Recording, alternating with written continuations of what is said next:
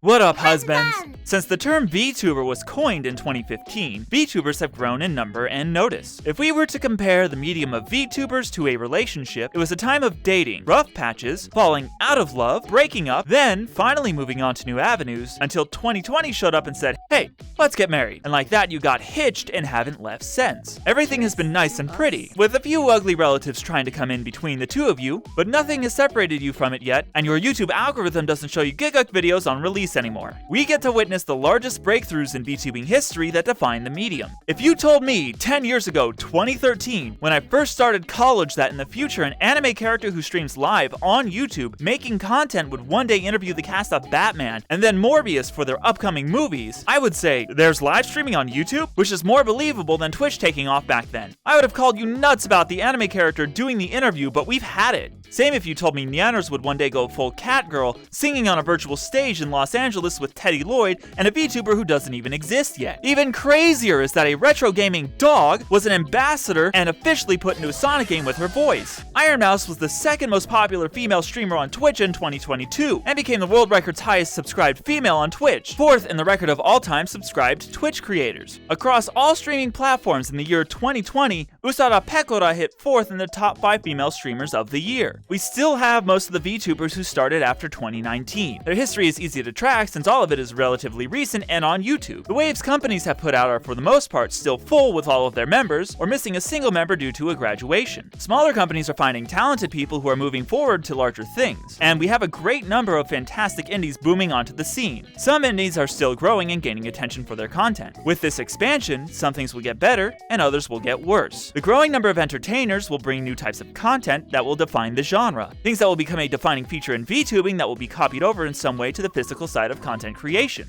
One thing I'm looking forward to is real-life motion tracking with things like Mocappy, to have a talent on screen, off camera, and then projected on a stream with the broadcasting software. There's a few ways I can see how this is done, but I don't have the tech for it myself. Mocappy is the closest example to making a VTuber stream live in real life. Usually when they stream live, it's their physical self, but with a face mask on. Their voice is there, they're doing their thing, but it's not exactly the same as having their model on screen. There are a few out there like Ami Yamato, Azumalim, and Omaru Poruka who have recorded IRL segments then put their VTuber over it. Face Connect worked with an AI augmented reality company to bring Pipa, Tenma, and Sheena to live in the real world. This is the first steps to doing more IRL content as a VTuber, and each person has a different take on it. Ami Yamato never said how it was done, but I would assume it was done with a camera rig or a selfie stick facing backwards and off to the side, then animating in 3D. Azumalim has physical footage shot, then her character overlaid over herself or animated with trackers to place in the video later, and sometimes camera shots of her bike with her character modeled in the scene. Poruka went the voice actress route, taking a photo, drawing, or piece of merch with them on the event while speaking through it. She has also taken some still photos to replace her character model to illustrate what happened while the audio about what happened plays. Huge props to her manager who was bold enough to go both skydiving and bungee jumping with Poruka to make merch and sub-goal announcements. I hope she's paid well and her back survived. For Poruka, I really want to see that live footage one day of her bungee jumping. We won't be able to see her face on the way down, or the first bounce up, so I hope it's archived. VTubers couldn't have hit a better time with the invention of consumer-level VR and motion tracking. If this was roughly 10 years ago, most VTubers would be the animated 2D or 3D torsos we see on screen. As rare as it would have been at the time, there would be one or two out there who has a full mocap studio that movie sets use, just like Kizuna Ai and the rest of the Heavenly Four used back at the start of the VTubing age. Being independent wouldn't be an option for 3D, and some of the top YouTube channels would try to invest in it as best they can, with diminishing results since the only people who understood the anime industry at the time was Gigguk and Team 4-Star. What else did we get to witness? 3D concerts, physical concerts, concerts in VR, exposés between the two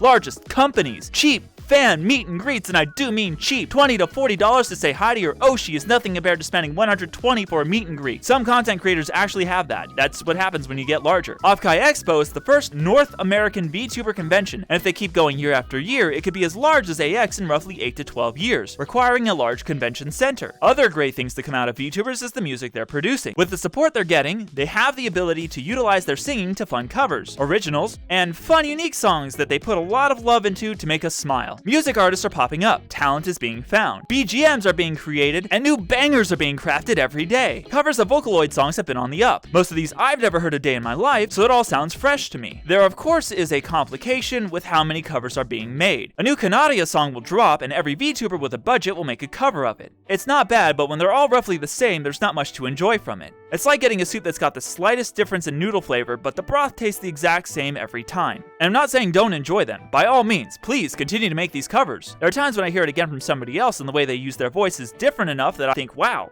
this is amazing. On the topic of artists, they have a mountain of work. People come to me asking for artists to commission for anything related to VTuber streaming. Everyone I know about or follow has their commissions closed for 3 or more months. We've been doing more to hire artists than the anime industry since there's somehow a shortage on artists. Maybe because we keep stealing them. I feel like we're also underpaying them sometimes. If I take the LA standards of living, paying $500 for 2 weeks of work to rig a model is not worth, and the 2 weeks is if they do it fast. That means by the end of the year, if they work consistently, they get $13,000 a year. That's less than the federal minimum wage, which isn't enough to live on. If they're in a country where the US dollar carries a lot of weight and is worth over a month's worth of income, then props to them. A ton of artists have a chance to gain income and expand their portfolios, to gain more work since their art is now always on display for people to see. Pause for a second. Let me say that this does not give anyone the right to tell an artist they're hiring that they should charge less and give a VTuber a discount because of the exposure they're getting, how large they could become, and the jobs they could get from it. If you think about telling your artist that for 1/10 of a second, don't even bother sending the request. Reject the price if it's too much, pay your artist, and don't take the funds back. This is one of the things I see getting worse over time. It's already bad as is. Portfolio growth leads to better mastering of the programs they use and refining their skills to charge more for their services. When an artist does charge appropriately, and they're at a level of understanding the programs they use, they have the ability to push themselves, developing the skills to utilize all the tricks, abilities, and tools to create something almost beyond their original vision. This sets a new bar for artists to strive for when refining their skills, allow tech to improve, and push the software developers to update it over time to run better, and work more efficiently so artists don't have to spend 2 hours redrawing a single line.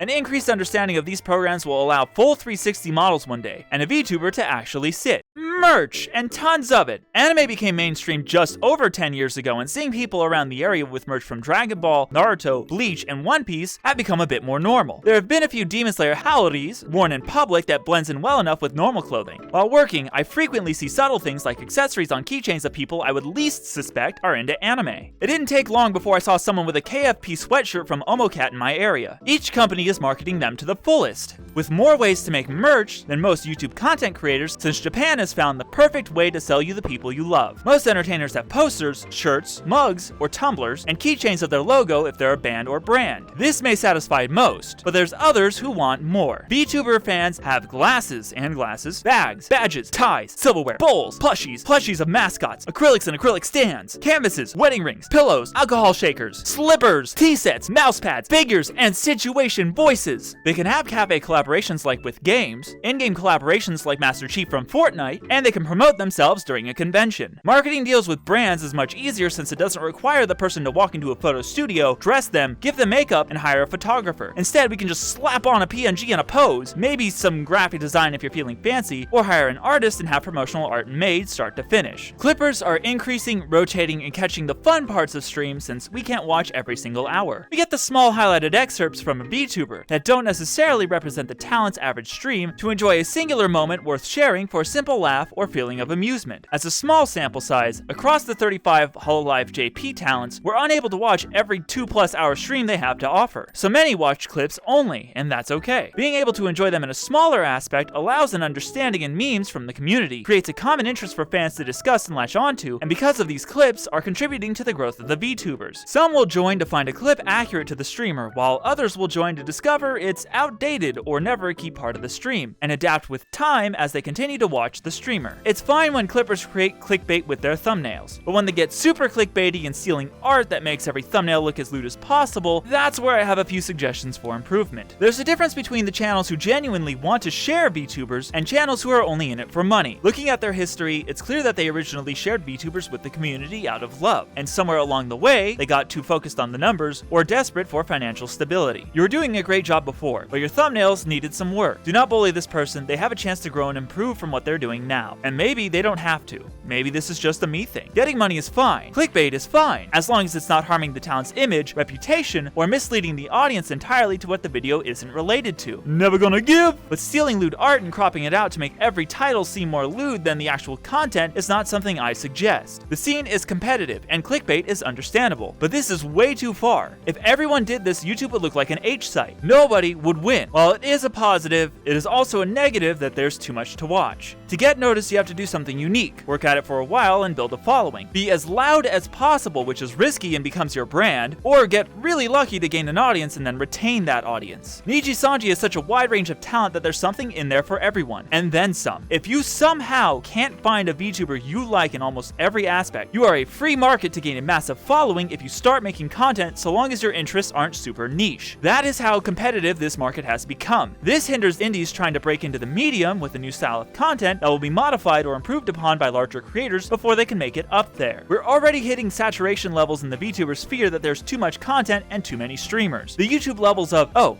another one debuted, like another person making an attempt to be a Minecraft streamer showing up to the scene. It's the everyday notice. That also applies to today's recording when on Twitter I saw another VTuber graduating. A lot of people think it's bad now, but soon we'll have them coming and going like clippers. Your YouTube feed will have a wide variety of big independent streamers and corporate streamers like YouTube does now. The top ones will be there for a while, and smaller independent creators will have to work harder to get noticed or create a style of content people will invest their time in. We're lucky to be this unified in our favorites, but that will start to get broader like our tastes and options in anime. Hololive, Nijisanji, and Bishojo may remain as some of the generic and gateway content like Naruto, One Piece, Sword Art Online, and Dragon Ball, while an elitist mindset comes from those who support the underdogs or the smaller companies breaking their way in. Did I actually write in a comparison to taste in VTubers being a gateway? If you're watching this video after 2023, chances are the honeymoon phase is already over. It may be a slight negative with how many that will come out, but there's something great to look forward to. VTubers may one day form groups that aren't companies that will come out to be our trash taste, OTK, or OTV. People's personality when together can create new things beyond our expectations, even when we enjoy the things they create separately. When we have the ability to be fully mobile, the content they can create and the interactions they'll provide while being physical will be beyond what the 2D collaborations offer, and some beyond what 3D collaborations can offer. I can't wait to see those moments. Thank you all for joining me on this side of the universe, and I will catch you in the next world.